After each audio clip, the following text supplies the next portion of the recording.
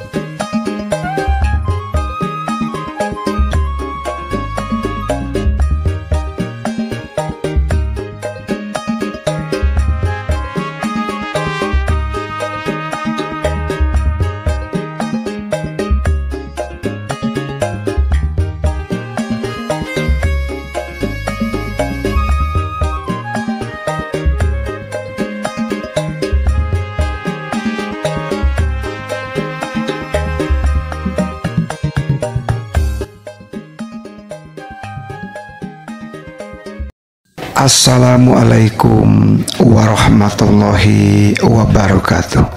Sampurasun mugi rahayu sagung dumadi. Hamdan wa syukron lillah, la haula wala quwata illa billah. Sahabat wangsit karuhun, pada kesempatan ini kita akan melihat dan insya Allah membedah mistis atau mitos yang berada di Candi Cangkuang. Banyak informasi dan sejarah yang telah diuraikan oleh para sejarawan. Asal muasal kenapa candi ini berada di sini. Oleh sebab itu, Wangsit Karuhun mengadakan investigasi, berjarah ke tempat ini untuk menggali informasi akurat, informasi dari alam gaib dan alam nyata tentunya. Mudah-mudahan informasi yang akan kita dapatkan melalui tirakat ini akan sinkron dengan informasi yang telah ada daripada sejarawan-sejarawan yang telah kita baca dalam jejak sejarah.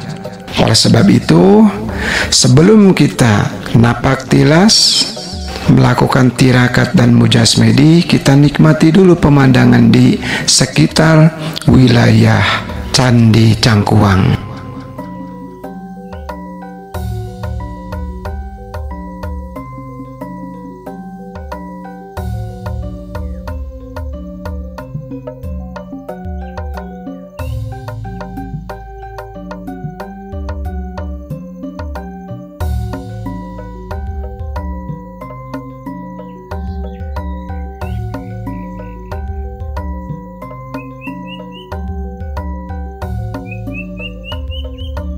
Sahabat, untuk menyingkat durasi, sekalian kita menikmati pemandangan panorama yang ada di wilayah Candi Cangkuang ini, kita akan ceritakan kisah atau legenda daripada Candi Cangkuang ini. Peninggalan candi di Jawa Barat amat jarang, tapi salah satunya yang cukup menonjol yakni Candi Cangkuang ini yang berada di Kabupaten Garut, Jawa Barat. Candi ini adalah candi Hindu, berada di Kampung Polo di Cangkuang. Karenanya candi yang disebut dibangun pada abad ke-8 ini dinamakan Candi Cangkuang. Padahal kita tahu bahwa di Jawa Barat itu juga banyak peninggalan-peninggalan prasejarah. Candi diantaranya selain Candi Cangkuang itu ada Candi Bojongmenje. Situs Bojongmenje ini belum diguar atau belum diekspos secara detail. Wilayahnya berada di Ranca Ekek. Yang Wangsit Karuhun tahu, candi itu yang berada di wilayah Garut dan Ranca Ekek atau Bandung itu berasal dari Kerajaan Kendan, di mana Kerajaan Kendan itu dirajai oleh Sang Resi Prabu Manikmaya. Insya Allah nanti kita bertirakat di sini, mudah-mudahan ada informasi akurat untuk apa dibangun candi ini dan latar belakangnya apa. Nah, mudah-mudahan saja nanti bisa sinkron ya sahabat. Candi ini boleh dibilang cukup misterius, tak jelas apakah candi ini bagian dari peninggalan sebuah kerajaan atau bukan. Di Tatar Sunda, kerajaan tertua yakni Kerajaan Tarumanegara pada abad ke-7. Tak jelas juga apakah ada kaitan antara Candi Cangkuang dengan kerajaan itu. Yang dekat dari Kerajaan Tarumanegara yaitu Kerajaan Kendan yang berada di Nagreg.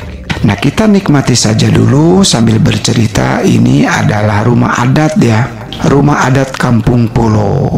Ini rumahnya hanya 6 ya sahabat, hanya 6, yang ke-7 musola.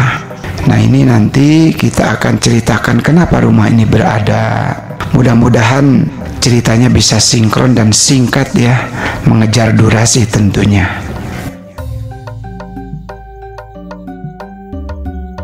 Kita akan memasuki Kampung Pulo ya sahabat yang berada di situ Cangkuang ini. Nah, di sana tuh di sebelah kanan ada kendi-kendi ya, kendi air itu sahabat. Nanti kita pulangnya saja kita ekspos. Air itu ada 7 sumur ya dari Karamat sini. Baik, kita lanjutkan saja.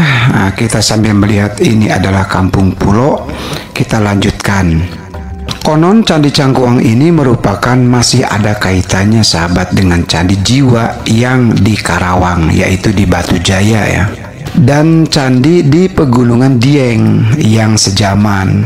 Candi ini cukup terawat, sangat bersih sahabat.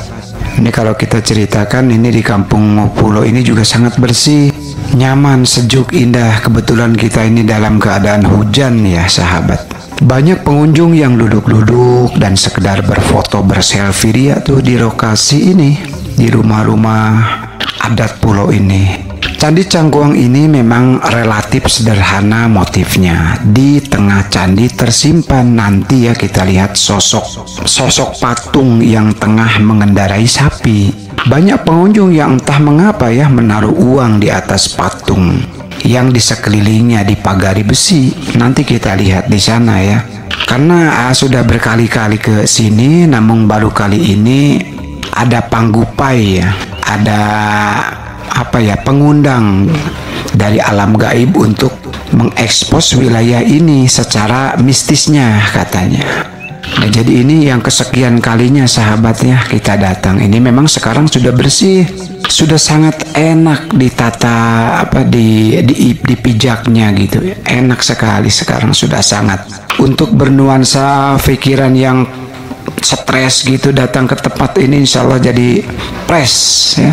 Maka datanglah ke tempat sini tentunya untuk bisa menikmati keindahan alam yang mempesona, sejuknya udara, tentu menambah suasana baru untuk kesejukan hati dan pikiran ya. Baik, kita setelahnya melihat-lihat, kita langsung juga atau langsung kepada kisahnya ya. Candi ini ditemukan pertama kali berdasarkan catatan penulis dari orang Belanda.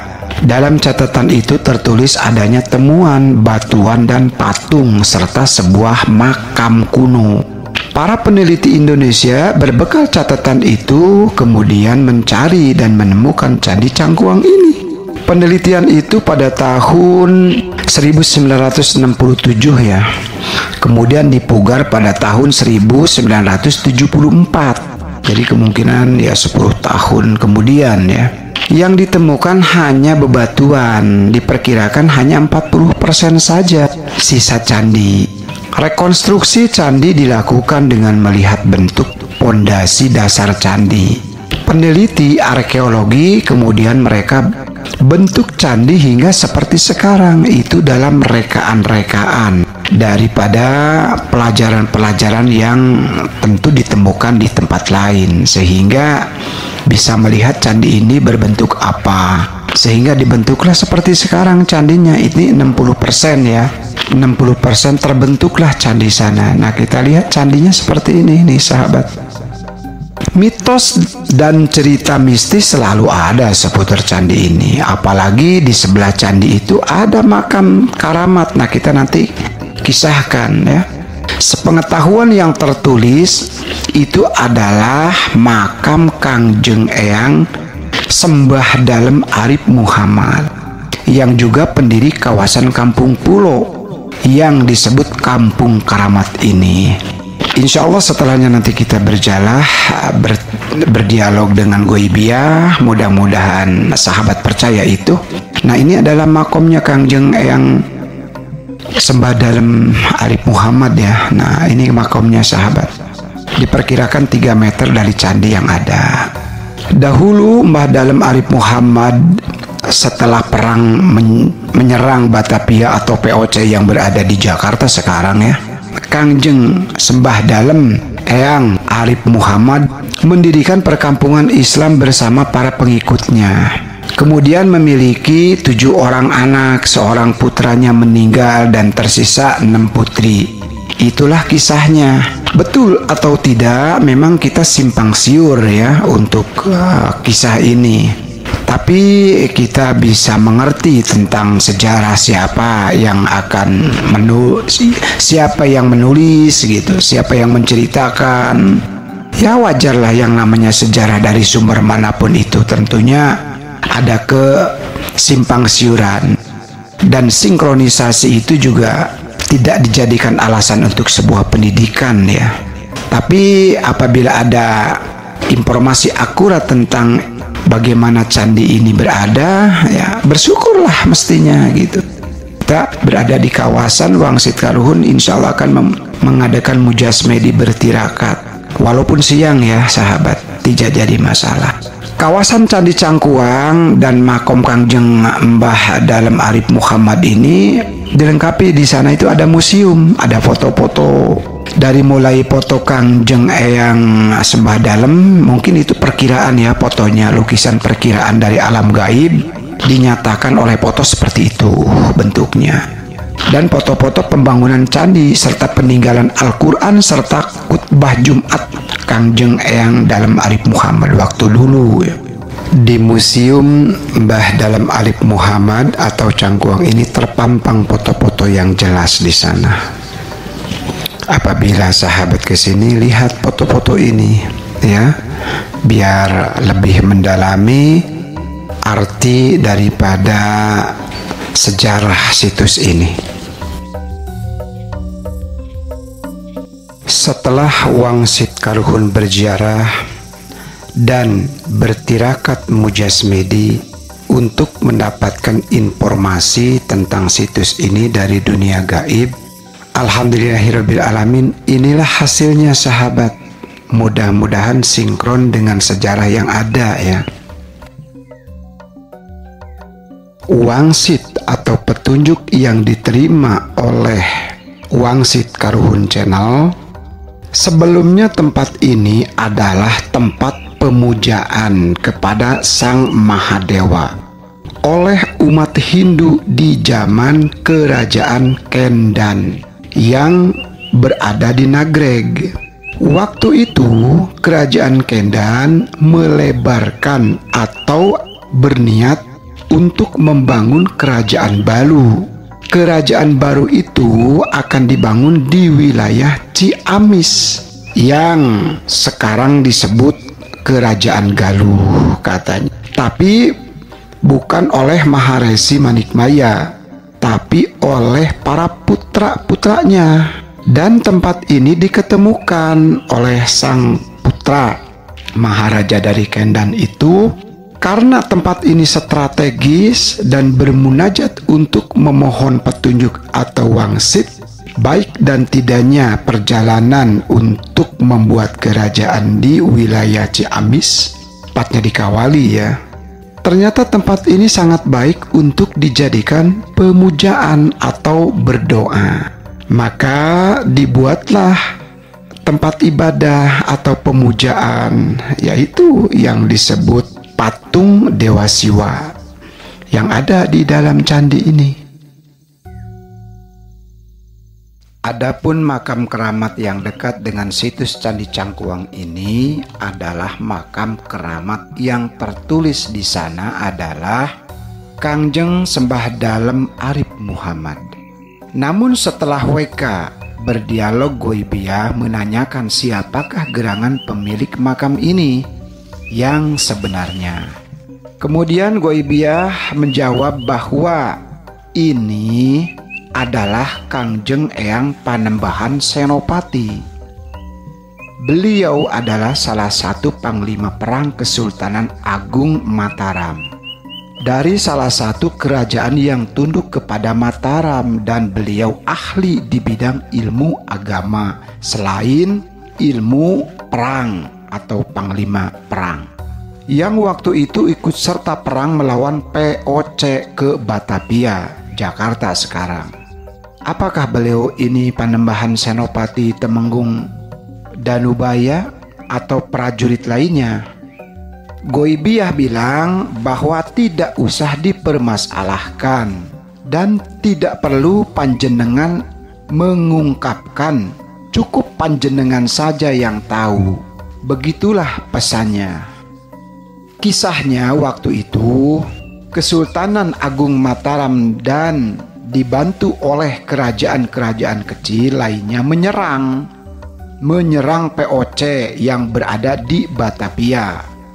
Panglima perang Kesultanan Agung Mataram dipimpin oleh panglima perang utama, yaitu bernama Tumenggung Wiraguna, dan saudara sepupunya yaitu Temenggung Danubaya.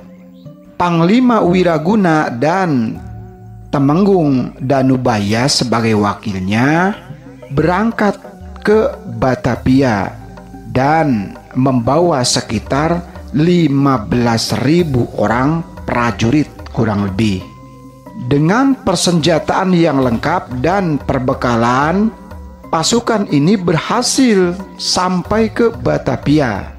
Waktu itu Belanda hampir terkalahkan oleh pasukan Mataram, dan hampir pasukan Mataram itu menduduki benteng POC. Namun pihak Belanda waktu itu mendatangkan pasukan tambahan yang dibantu oleh pasukan sekutu. Di antaranya pasukan sekutu itu adalah Inggris, Perancis, dan lain-lain. Bahkan yang menyakitkan, sekutu itu dibantu oleh kerajaan kecil yang tunduk kepada Belanda waktu itu. Sehingga pasukan Kesultanan Agung Mataram yang dipimpin Panglima Panembahan Senopati Temenggung Wiraguna dan Temenggung Danubaya dapat dipukul mundur. Karena persenjataan yang kurang mumpuni dan memadai, juga ditambah dengan habisnya perbekalan, sehingga Panembahan Senopati Temenggung Wiraguna dan Temenggung Danubaya memutuskan untuk balik kanan alias pulang. Namun pasukan kompeni Belanda yang dibantu sekutunya terus mengejar, sehingga pasukan Mataram dibuat kocar-kacir, pulang tak tentu arah. Dan Temenggung, Wiraguna, dan juga Temenggung Danubaya berpisah pada waktu itu. Panembahan Senopati Temenggung Wiraguna pulang ke Mataram dan melanjutkan pengabdiannya sebagai senopati dan penasehat Kesultanan Agung Mataram.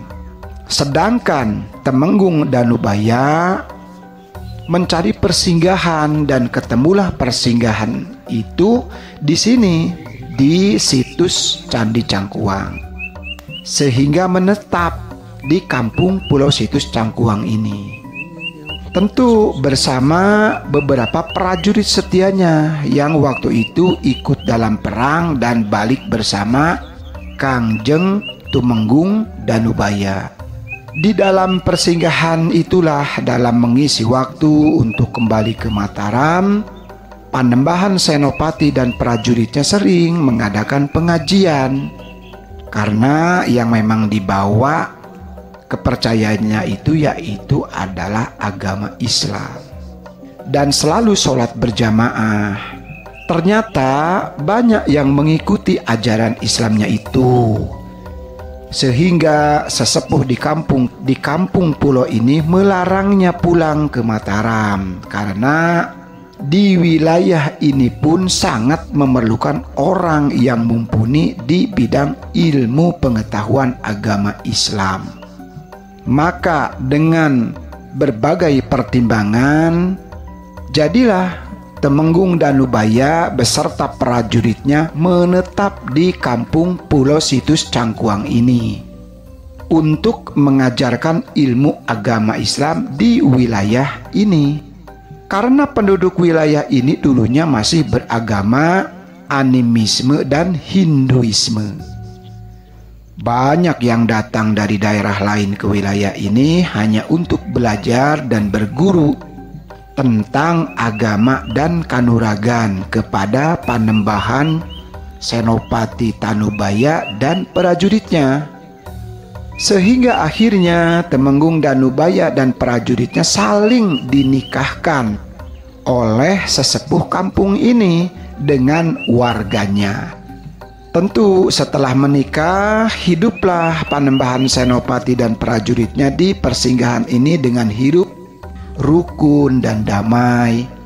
Mereka saling menghormati dan saling menghargai keyakinan masing-masing.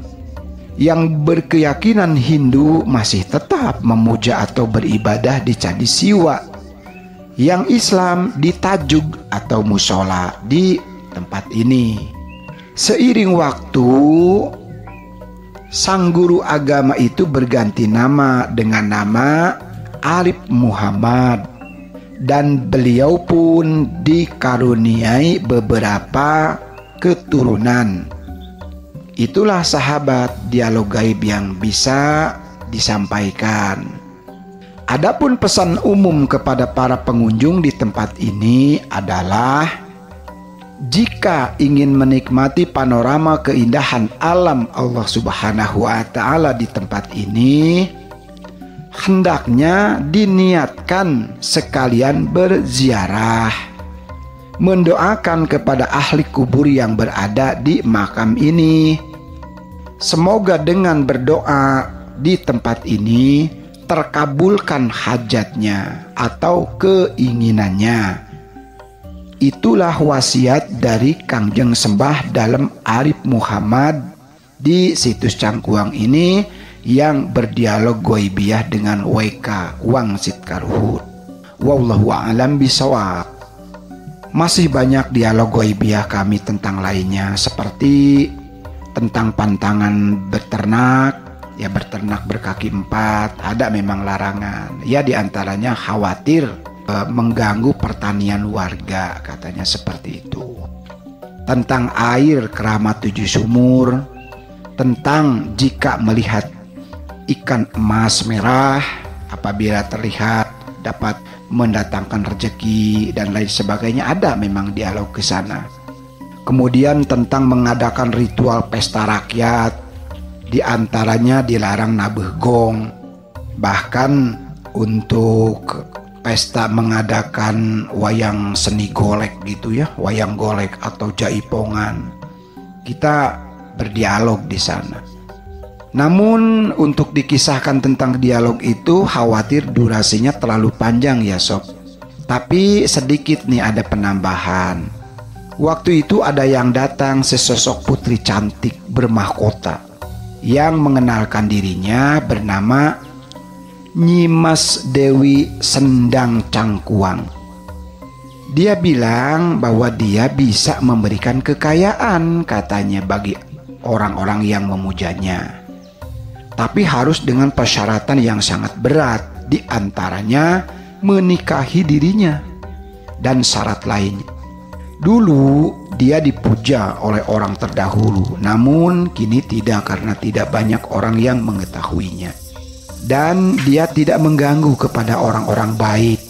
Namun katanya dia akan murka atau marah jika ada orang sombong dan takabur di tempat ini, dan yang tidak tahu tata krama kesopanan. Itulah pesan daripada putri.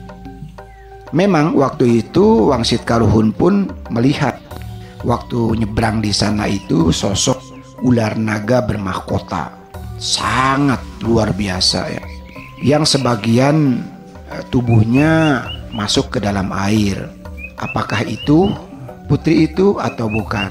Kami di sini tidak akan memberikan panjang lebar tentang hal ini ya. Wangsit Karuhun pun banyak didatangi oleh makhluk atau sosok-sosok yang ada di sini. Di antaranya ada juga yang bernama Ibu Ratu Nyimas Ranca ini, dia mengenalkan diri berada di sini. Kemudian kami pun melihat macan putih yang katanya itu adalah tunggangan Kangjeng Eyang Prabu Santosa. Banyak beliau juga memberikan nasihat. Kemudian ada juga kuda putih yang ditunggangi seperti seperti Pangeran Dipanegoro. Beliau mengatakan bahwa dia adalah biasa disebut Sunan Pangadegan. Kemudian ada Eyang Sapitri, ada Bapak Kiai Haji Mustafa, ada juga yang datang dari jauh itu Nyiwi Ibunda Ratu lah, dari Ratu Kidul mungkin. Kemudian ada Dewi Sandang Cangkuang, ada lain sebagainya, banyak sekali ya sob. Kalau kita ceritakan sangat sungguh luar biasa. Oh ya, di sini pernah ada kejadian ya sob. Katanya kejadian yang dimana waktu itu kehidupan di tempat ini setelahnya kedatangan Kangjeng Suhunan Adipati, Tumenggung Tanubaya dan para prajuritnya hidup rukun dan damai. Itu pada kisaran abad ke-17-18. Singkat cerita, pada waktu setelahnya zaman kita ini 1940 sampai 1950-an yang terjadi antara 1960, ini ada pemberontakan ke kampung ini yang diserbu gitu oleh gerombolan PKI sob.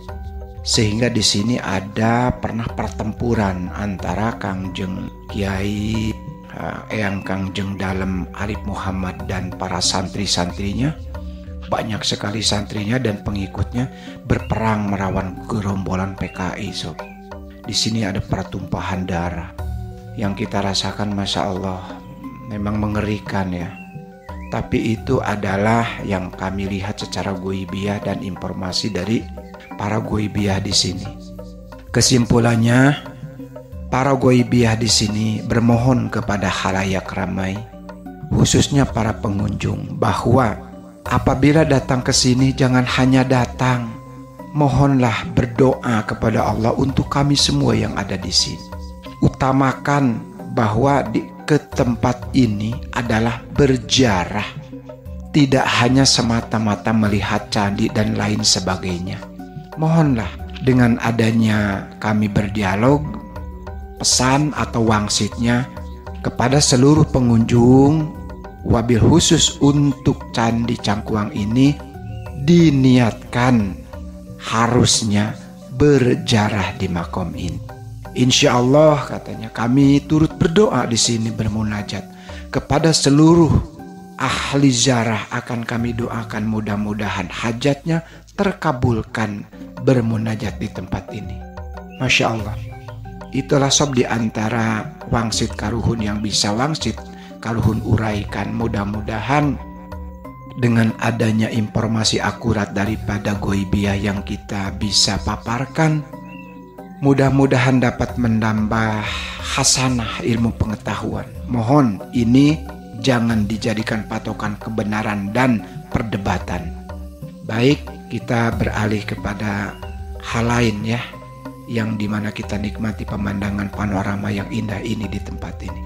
Itulah sahabat hasil investigasi dunia gaib wangsit karuhun yang bisa dipaparkan.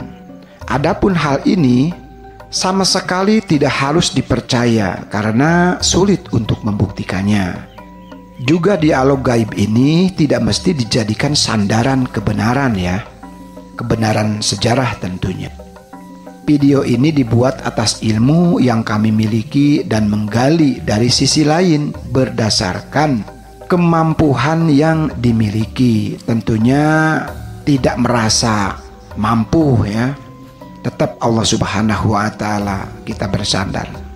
Apabila ada kekurangan dan kelebihan, mohon dimaafkan. Dan video ini tidak untuk diperdebatkan. Jika penasaran sahabat wangsit karuhun atas kisah yang kita paparkan ini, silahkan investigasi, cari tahu sendiri ya, agar senantiasa percayanya itu penuh, tidak hanya mengira-ngira dan katanya. Baiklah, hanya itu yang bisa kita paparkan, yang bisa kita kisahkan. Dakwahum piha Allahumma atahiyatuhum piha salam wa akhiru dakwahum salam santun wangsit karuhun. Cak